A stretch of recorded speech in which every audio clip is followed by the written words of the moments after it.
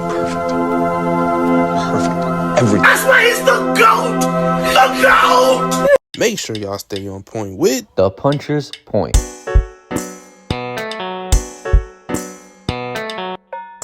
Last Crescendo, announced by Turki Alalshikh, a big, major, upcoming card that's featured the main event, the anticipated rematch between Artur Beterbiev and Dmitry Bivol. Can it get any better than that? And the answer, I may add, will be no.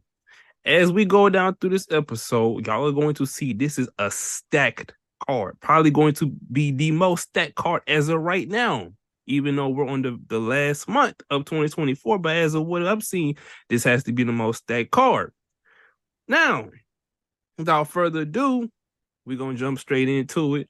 Obviously, you have the main event being Artur Beterbiev and Dmitry Bivol, which obviously a lot of people felt that the first fight was very, very controversial, with Artur Beterbiev still in the victory. Now, they're running it back to see, was there any flukes, or was Artur Beterbiev the true better fighter? Now, before I elaborate even more deeper, I want to pass it over to my bro, Mario. Mario, give me your opinion, your feelings.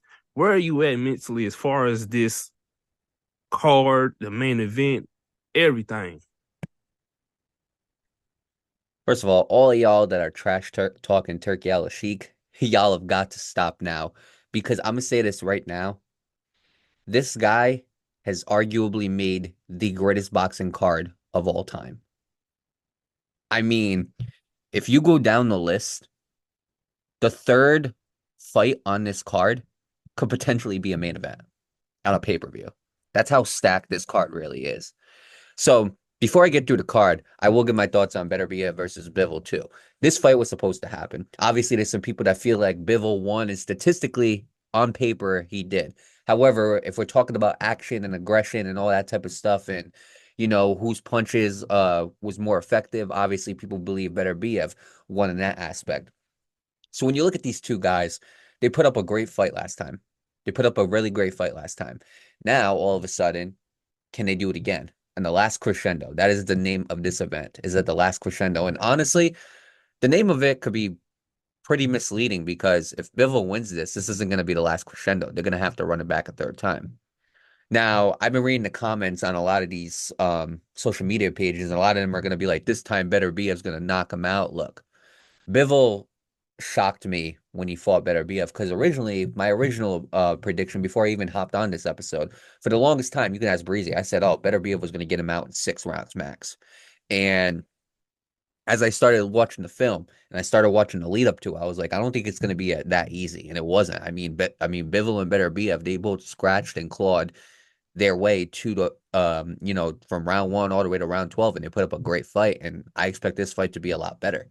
Now, overall, obviously, we got Top Rank, DAZN Boxing, we got Golden Boy Promotions, we got Matchroom Boxing, we got Queensberry Promotions. Any promotion that you got, we got it right here. And I mean, that's what I love about this card the most, is that Turki Alalshikh and Riyadh season really took every single promotion and said, we're putting it all on one card. Now, going down the list, let's suppose you guys don't like Beterbiev and Bivol for some odd reason, okay? We got Daniel Dubois versus Joseph Parker for the IBF Heavyweight Championship. Huge fight in the heavyweight division, because whoever wins that fight is probably getting the winner of Usyk and Fury. So y'all better keep an eye on that fight as well. Daniel Dubois has obviously been on a roll. His shocking upset against Anthony Joshua. Joseph Parker has been kind of under everybody's radar, but if you look back and you go back to his wins, they expected Wilder to beat him.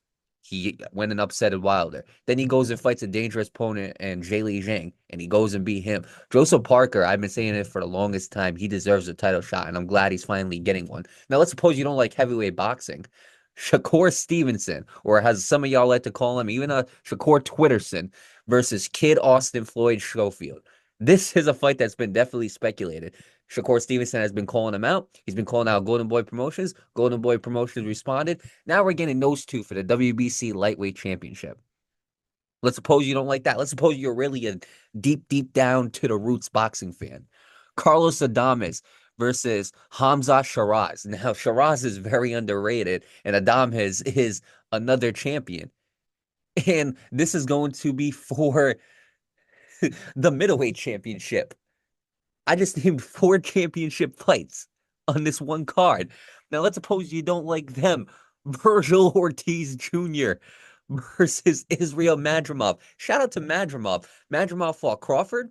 This year, he's fighting on the Usyk Fury card against Bohacek, and then he's going to be fighting 2 months later against Vergil.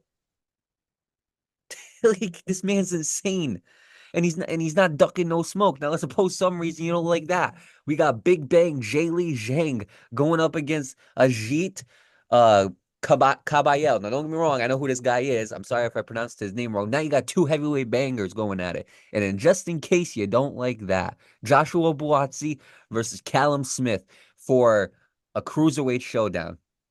I mean, come on. Like, this is a card that, like, if I looked at this card and I didn't know who Turki Alalshikh was, you told me who made this card, I would have said Dana White. That's how good this card. This is better than some of the UFC cards I've seen, dude. Like, this is insane what Turki Alalshikh has made on this card. Now, all seriousness though, let's get into something real serious. When you have a card like this, on paper it looks insane. Don't get me wrong. It looks insane. I mean, the first 4 fights you could have had on a pay-per-view, or you could have had on its own event. Here's the problem. When you have a fight this good, that looks this good on paper, you have to deliver. That is what it was. I'm going to give you a perfect example. Floyd Mayweather versus Manny Pacquiao, the fight of the century, they called it. But it didn't deliver. And because it didn't deliver, boxing fans were livid. When you have a card like this card is going to be a card that's going to bring a lot of fans to boxing. Because even though Beterbiev and Bivol aren't what you call superstars, they're names that people are going to want to see. You know, I mean, you're going to have celebrities here. Most likely we're going to see Ronaldo. Most likely we're going to see a bunch of boxing legends. We're going to see a bunch of celebrities who are boxing fans. And we're going to see a lot of boxing fans tune in here. And the truth is, every single fight has to live up to the hype that we're giving it. You know what I'm saying? I mean, this is the most stacked card in boxing history. That's all I've been seeing on every single comment. There is not a single comment that I have looked at that said this boxing card is whack. Because it's not. This is the most stacked boxing card I have ever seen. So you have to deliver. When you see something like this on paper, you have to deliver. Now, the other thing you got to also watch out for, I don't want to see no BS robberies. I don't want to see no judges screwing anybody. I don't want to see the refs screwing anybody. I don't want to see the doctors doing anything stupid. I don't want to see any of that. This card has to live up to every single expectation that every single fan is giving it, or else it's a bust.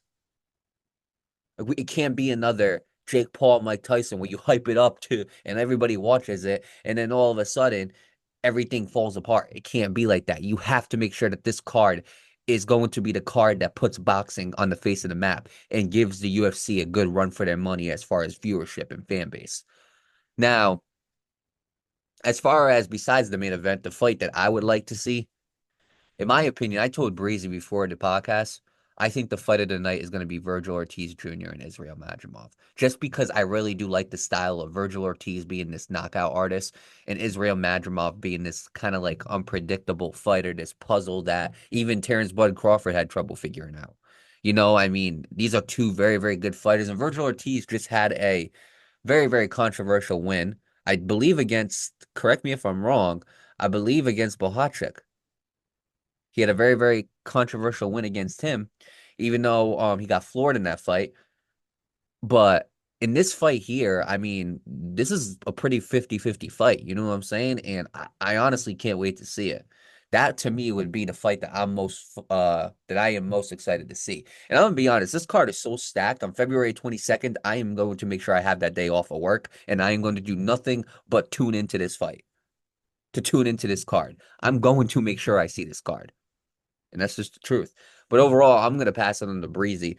Breezy, overall, like, I would love to get your thoughts on this card. And overall, what fight are you most excited to see on this card and just your expectations in general? Well, I'll put it to y'all like this, right? Obviously, I'm excited about Beterbiev and Bivol rematch. I think maybe this second time is going to deliver more because I think Bivol's going to probably be more in there to trying to bring a more exciting fight. I think Beterbiev, I'm pretty sure Beterbiev said after the post-fight interview in his fight that he really wasn't, that wasn't the best version of him. So I think he's going to feel like he has something to prove. So I do think both of these are going to bring their A game this time. I think it's going to be more exciting. Now, as far as the other cards, now look, I'm going to go ahead and let the cat out the bag, right?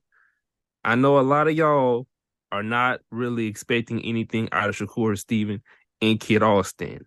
I don't blame y'all, okay? The most randomest fight to just pop off into the air. So y'all just gonna have to take that one with a grain of salt. But the fight that I'm looking most forward to, that I think is gonna be fight of the night, I really think it's gonna be Dubois and Parker. Something tells me that them dudes is about to get in there and rumble.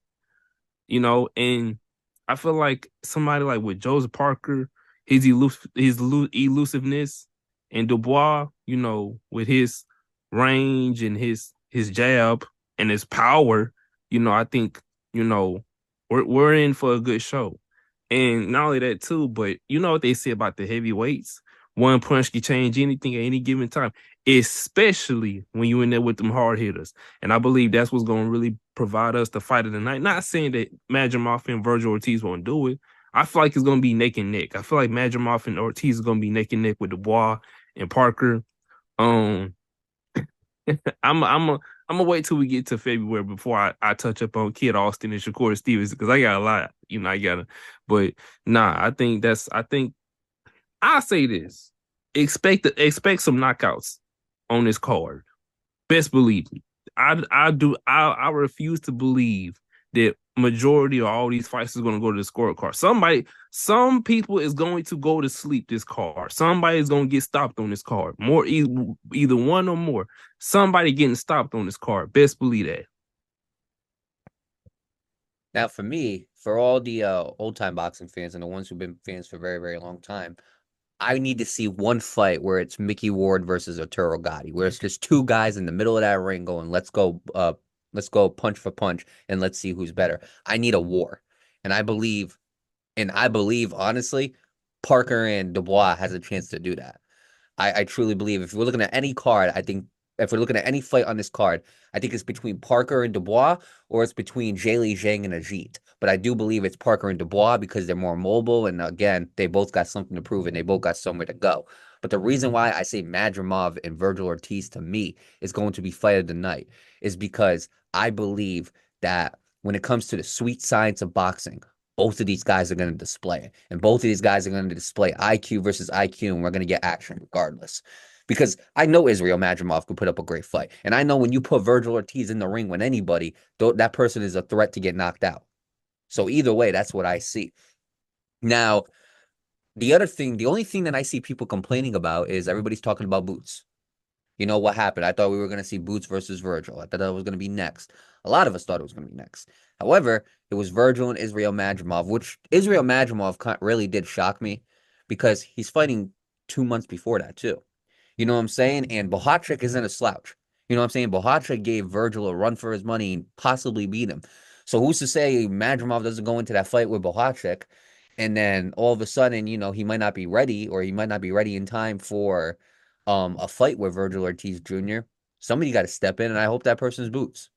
You know what I'm saying? But overall, Boots said he wasn't aware of it, and Breezy gave me a very good explanation, a very good, I don't want to use theory or conspiracy theory. I don't want to use those words, but he did say something before the podcast, and I would really love for him to share it. So Breezy, tell me your concern about Boots' comments towards not fighting Vergil Ortiz or not knowing about this all happening. So here's my logic, right? Keep in mind, this all came out into the forefront. Eddie Hearn knows about it. Oscar De La Hoya knows about it. Even Vergil Ortiz knew about it. We knew about it. Other boxing pundits knew about it. Trainers and other fighters knew about it. But Jerron, Boots, Ennis didn't know about it. How do we, and we're not even in the negotiation. We're not in the messages. We're not in the rooms. We're not at these tables. We heard about y'all was negotiated, but you didn't. Either Jerron, Boots, Ennis need to be more tuned in, or he needs to fire his team. Because that doesn't, cause look, and I don't want to be long-winded, because what was the theory about the Terrence Crawford situation, the Brian Norman situation? Oh, we didn't know, or this person's ducking me, this person's ducking that. And I'm not trying to call Jerome Boots Ennis a liar, but the old saying goes, after a while, if the same thing keep happening, you know, is it that person or is it really you? So my question is to this is, how did we know? Your own promoter was talking about it. Vergil was talking about it, but you didn't know. And I know somebody like to say, well, he's not on social media like that. Here's the thing though. Jerome Boots Ennis lives in the gym just as much as Floyd Mayweather lives in the gym. And you mean to tell me him being in that gym all the time, nobody, and I mean nobody brought it to his attention? I can't be a fighter and somebody's like, hey, yo, Breezy's in negotiation to fight this dude, and I don't know about it. It can't be that way. It doesn't make any sense. So either he need to really like be more tuned in with what's going on, or somebody needs to be fired because something is lacking from that team. Because this is like what, the third or fourth time, and you don't know.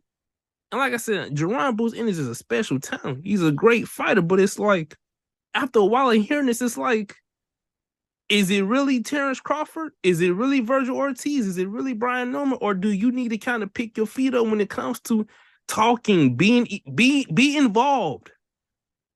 It takes two to make a fight. That's all I'm saying.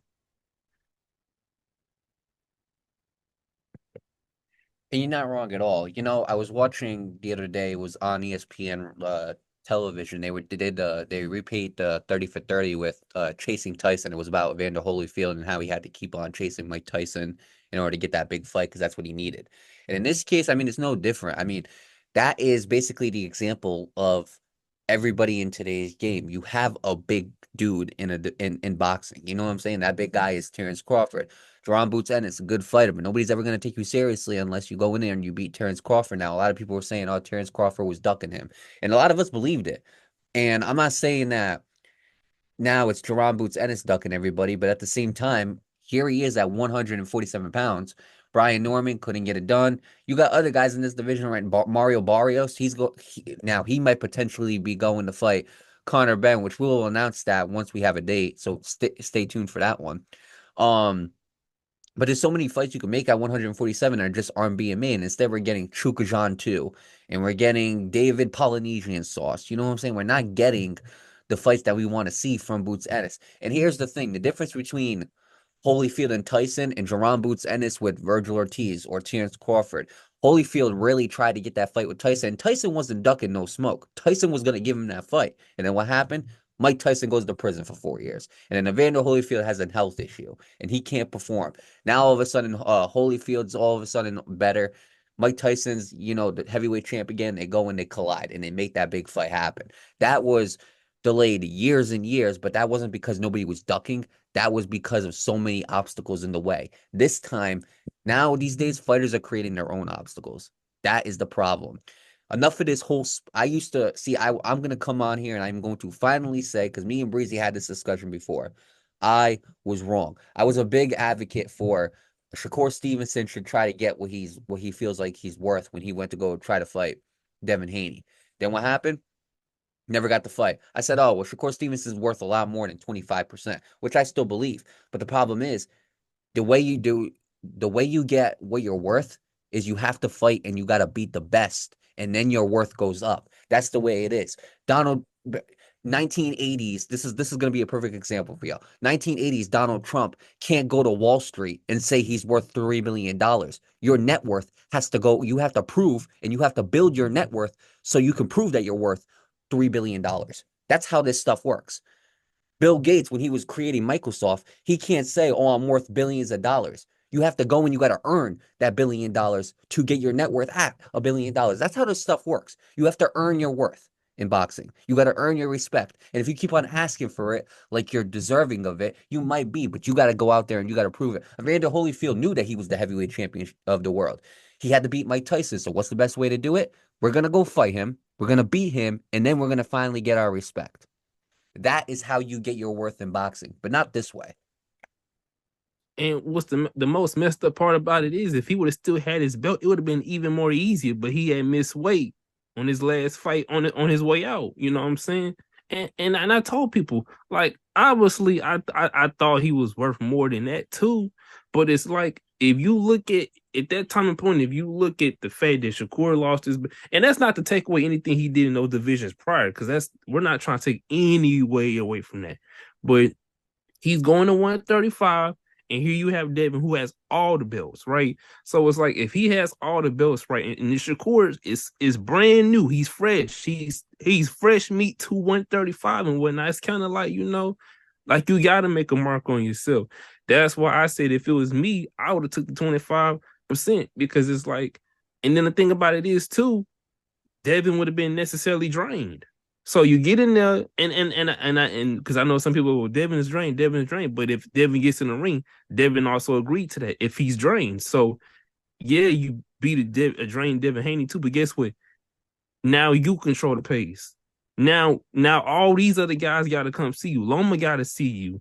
And then if Tank really want to be undisputed, if Tank want to make somebody himself, now he has to come see you. So that's why I say it's not necessarily about he was worth 25%. I know he's definitely worth more than that too, but it's like you got to make an impression, you got to make a name, and that opportunity might not ever come again. And unfortunately, it didn't.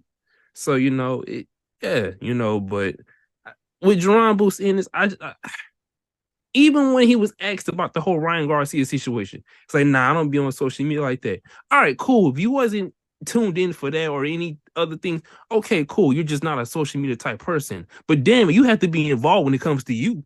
You got to be involved when it comes to your career. This is your career, Boots. This is your career. This is how you're going to generate the big fights and make the big money. This is your career. You got to be involved.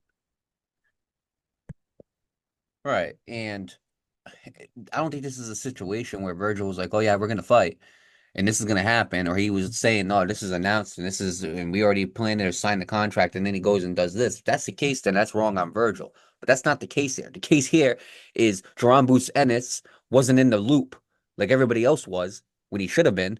And now all of a sudden he's like, well, when did this all happen? We've been knowing this is all going to happen. We didn't know he was going to fight Madrimov, but we knew this was going to happen. We knew this was coming. You know what I'm saying? So,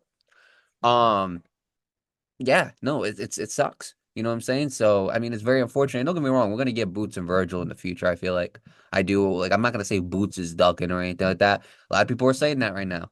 But at the end of the day, if you know what you're worth, you got to go out and get what you're worth. That's a good quote from Rocky Balboa, the last Rocky.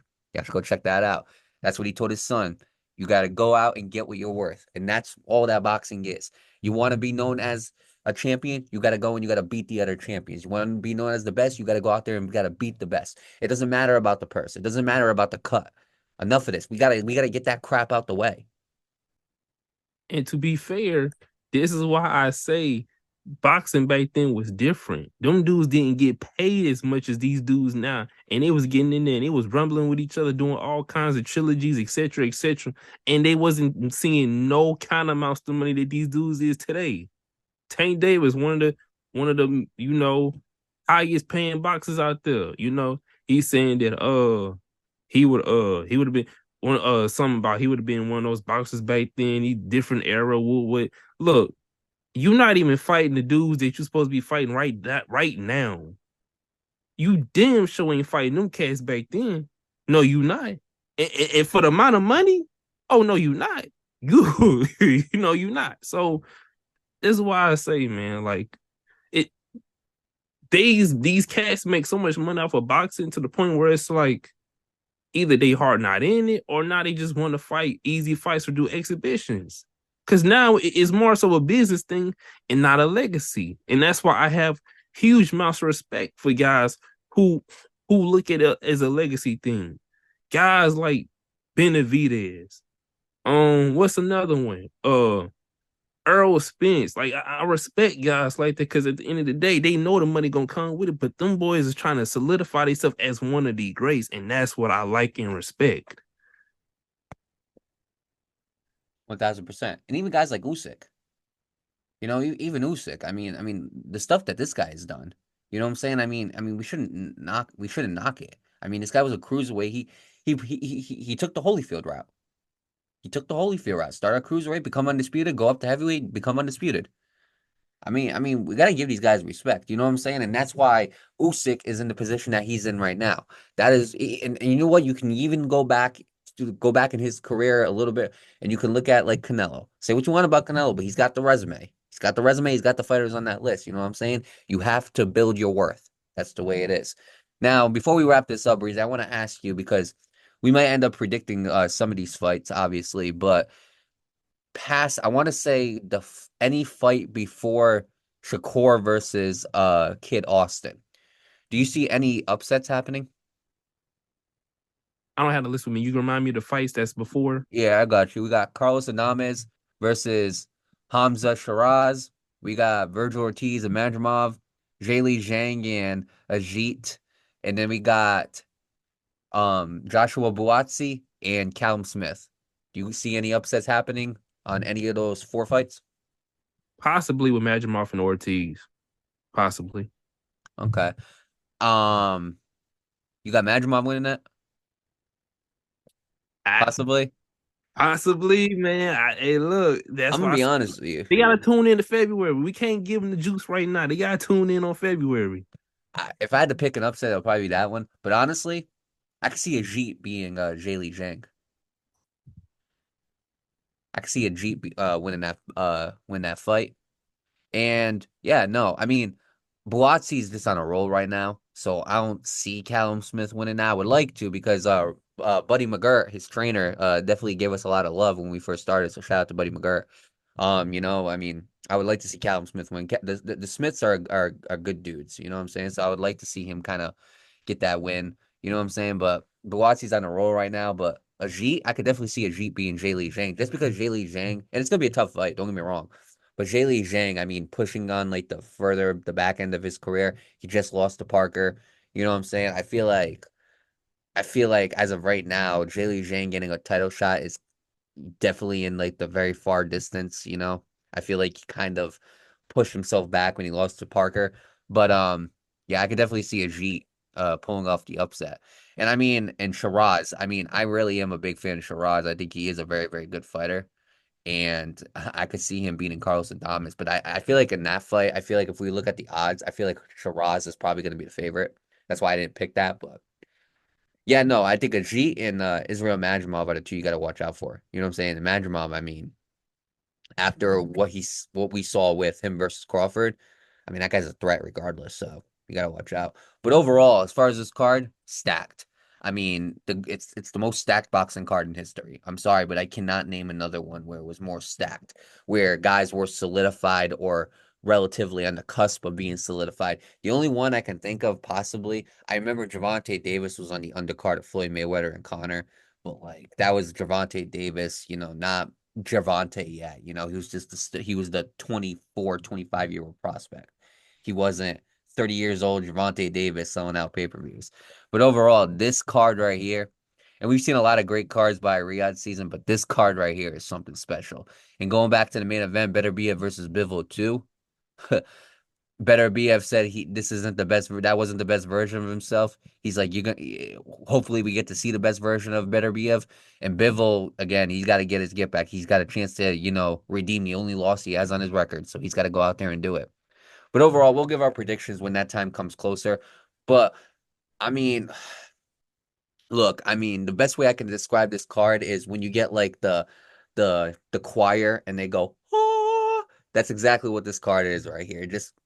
It's such a beautiful thing to see. So thank you, Turkey. Thank you, Riyadh season. Top Rank, DAZN, Golden Boy, Queensberry, Matchroom Boxing. Thank y'all for finally coming together. Bob Arum too. Thank y'all for finally coming together and making this fire card. Now, with that being said, we are going to tune off. You know what I'm saying? We definitely going to be back on Wednesday. Stay tuned on Wednesday as we give y'all the next topic and the next news story because boxing news is pouring. It's flowing. So make sure y'all stay on tuned with the Puncher's Point. Make sure y'all tap into the podcast, the YouTube, Reddit, Discord, Twitter, X, whatever you want to call it. Overall, we got many, many great things coming. You know what I'm saying? And right now is the time you would want to be a part of the Puncher's Point. So again, we're going to say it one more time. Make sure y'all stay on point with the Puncher's Point. What's up, y'all? If y'all love this episode, make sure y'all subscribe. You hit that notifications button, and also take a look at the recent episodes that we made before this. Make sure y'all stay on point with the Puncher's Point.